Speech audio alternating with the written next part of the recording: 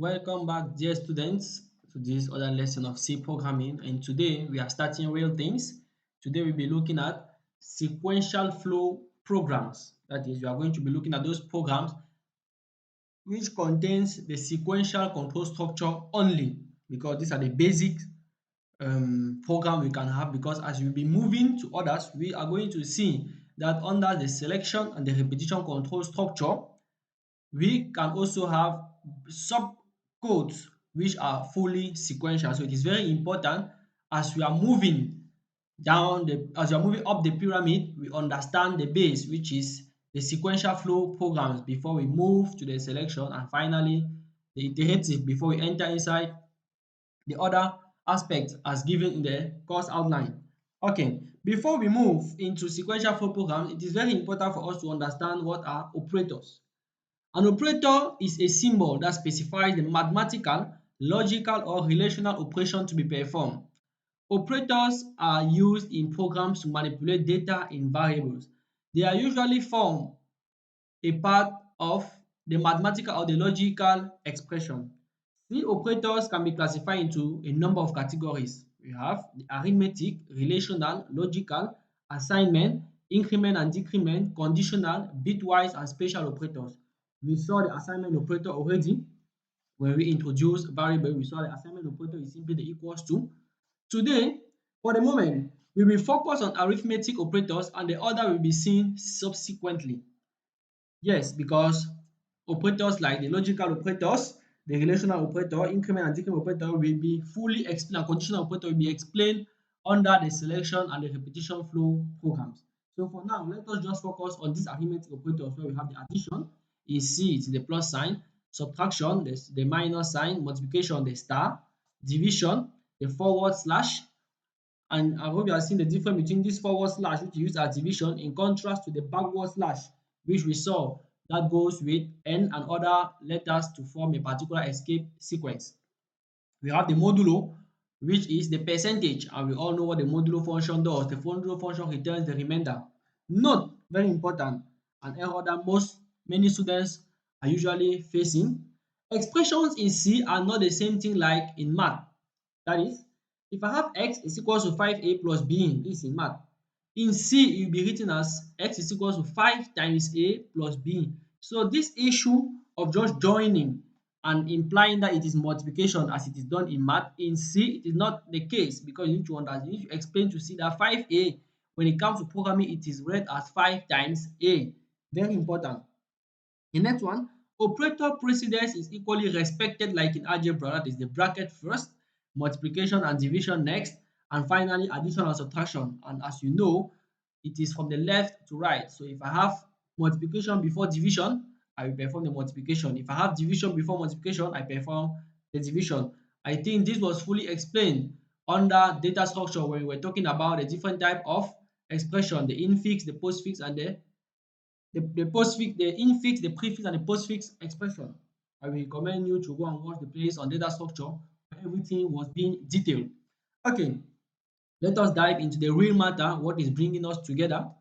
Examples: write a C program that, number one, takes two integers and swaps their values. Let us proceed.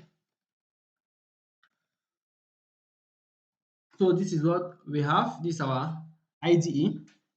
As usual, to have my new program, Control N, I include my library, hashtag include, standard input output.h, my main method. Now, before we proceed to the program, let us go back and look at the question. The question says a program that takes in two integers and swap their values. You realize that it is true I explained how to write algorithms. It's the same concept you are using when it comes to program, because a program is simply an algorithm that has been converted to a programming language. So now here, what do we see? The program takes two integers, so we need two inputs which are of integer data type, and it swap their values. There is nothing we have as output here. So our program has two variables which are two integers. So I can decide I have my int, because you know that for integer in C it is int.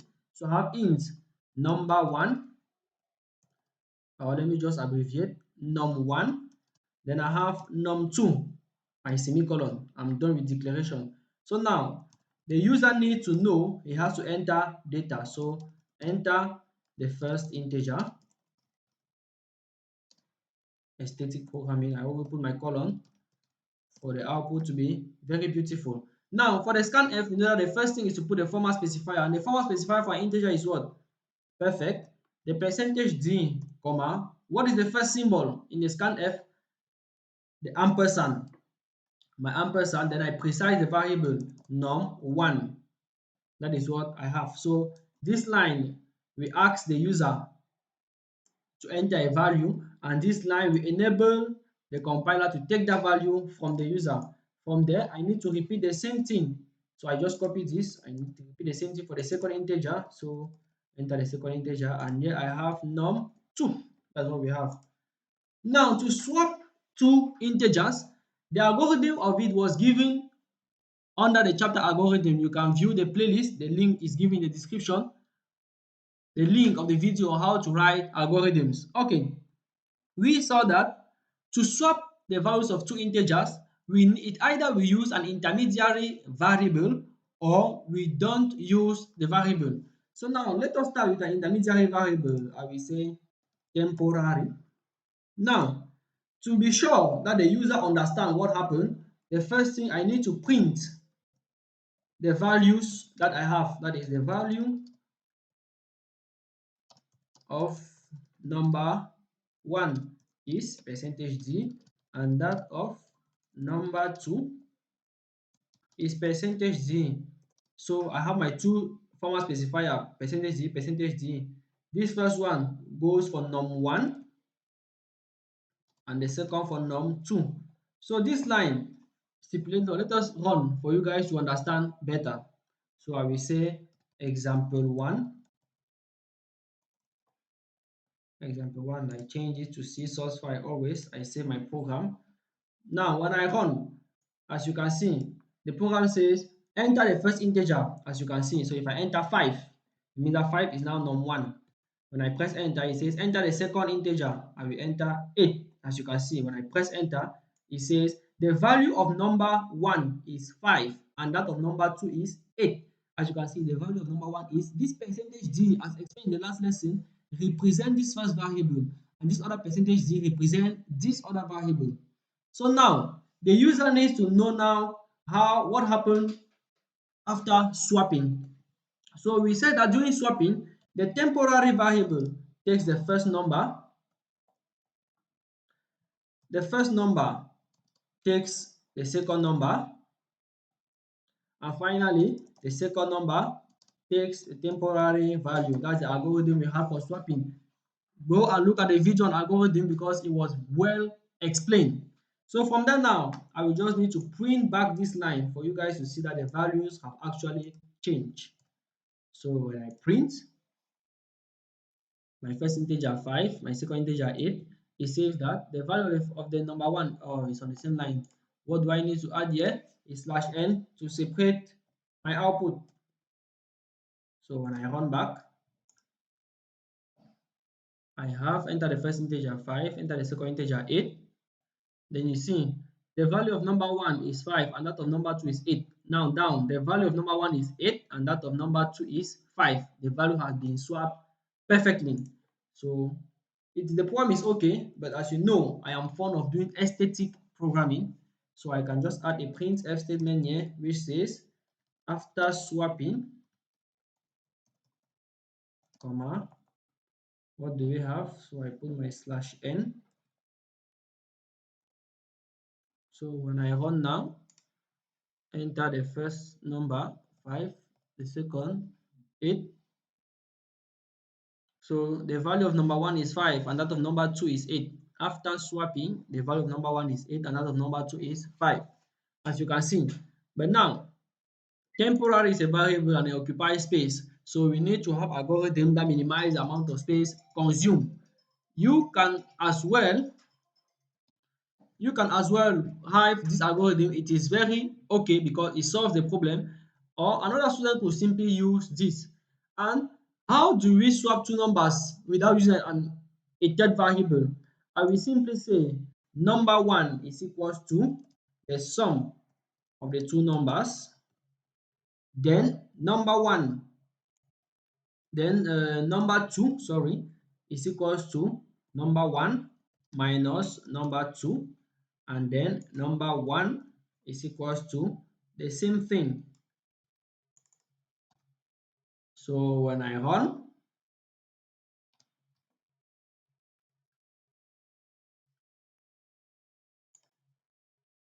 I am going to have enter the first integer 5, the second 8. As you can see, it has been swapped perfectly. So those two algorithms were explained in the chapter. Go and watch the video to understand better. So this is the first program that has been written correctly. We move now to the second question. The second question says, take write a C program that takes three integers and display their sum. We display the sum of the three integers. So yeah, these are my three inputs first of all. Then I have to display another variable which is the sum. So what do we have? I need four variables. So first of all, I create a new program. I have my hashtag include standard input output.h. I have my int main. I declare my variable. Let me say three integers, so a, b, c, then the sum. So printf, enter the first integer,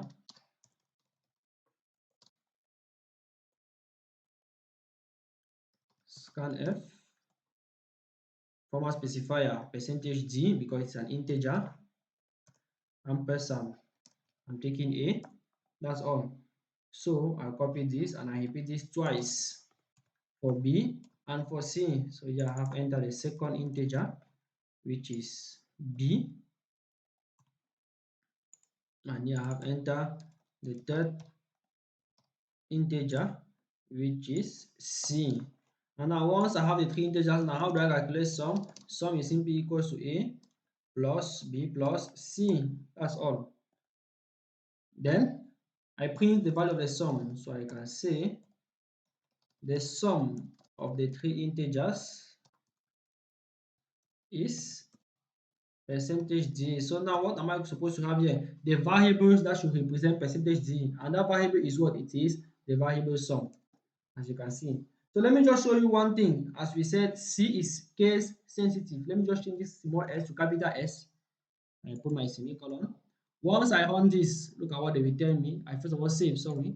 So this is example 2. Let me put .c directly. I save.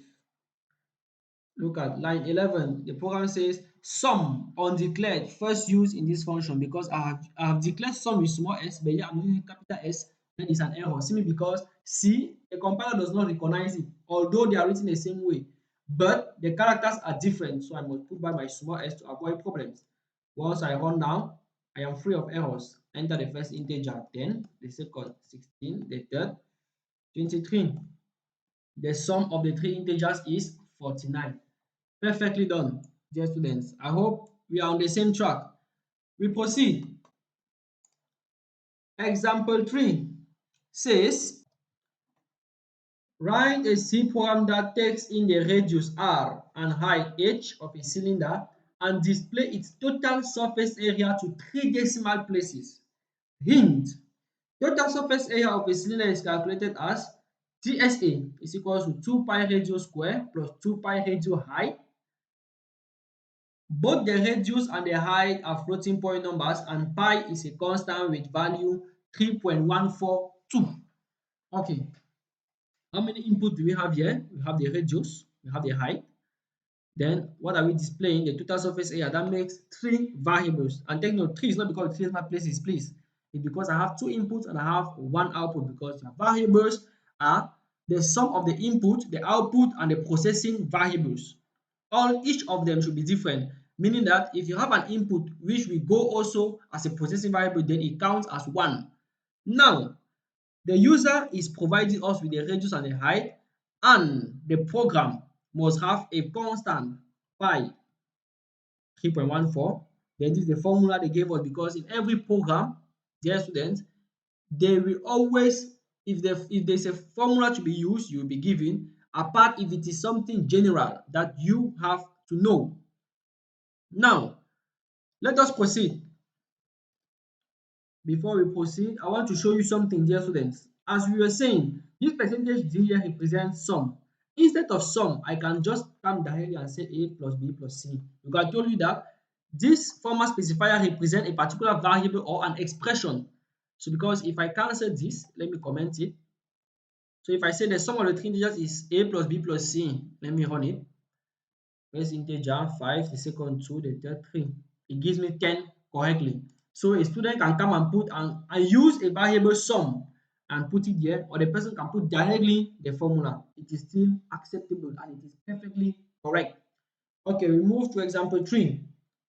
My hashtag include standard input output.h, my int main. I have my variable, you see they are floats, so I have floats radius r and h. Then I have my total surface area, as you can see. From there, what do we have? Printf, enter the radius of the cylinder. From there, I take the value, scanf, percentage what, dear students? I have my percentage f because it is a float, and I'm taking the value of r. Then I repeat the same thing for the height. Enter the height of the cylinder. From there, I just change this to h. And now they say we have a constant. Let us define a constant using the preprocessor. So I have hashtag define pi. I cannot use the symbol for pi because pi is not a character of the alphabet. So I'm going to use a combination of letter like you see P and I which represent pi, or you can give it any name. But as you know, the identifier you use for a variable or a constant should have a particular meaning in such a way that anybody that will be reading your algorithm or your program will be able to understand without any ambiguity. Sorry. Thank you. So hashtag define pi. Let me give the value. They say 3.142. Okay, that is what we have. Remember that when you're using the hashtag define, you are not putting the equals to sign. So now, total surface area. When we come back, this is what we have. 2 pi radius square plus 2 pi radius height. But how is it going to be written in C? I cannot put to the power. It's not possible. I cannot just write 2 pi RH. It will not go. Let us look at what we have. TSA will be given us, so this will be seen as 2 times pi times radius because radius square is radius times radius. So this is seen as 2 times pi times radius, and this is seen as 2 times pi. So it is supposed to be R here. So 2 times pi times radius times h, as you can see. So let us proceed. So TSA is going to be open bracket 2 times pi times radius plus 2 times pi times radius times the height. That is what we have. And they say it should be given to 3 decimal places. So printf, the total surface area of the cylinder is percentage f, and they say to 3 decimal places, so percentage 0.3f, comma TSA, because TSA is the variable representing the total surface area. Let us run and see. I save example 3.c, 0 error. So we proceed, enter the radius, let me say 7.2, enter the height 5.6. The total surface area of the cylinder is 579.133. Let me just add a little bit of aesthetics. Square units. So when I run it back, I am getting radius 7.2, height 5.6. So I'm getting 579.133 square unit. Perfectly done, dear students. Also, a sharp student having basics of algebra could see that in this expression of TSA, he could factor out the 2 pi ratio.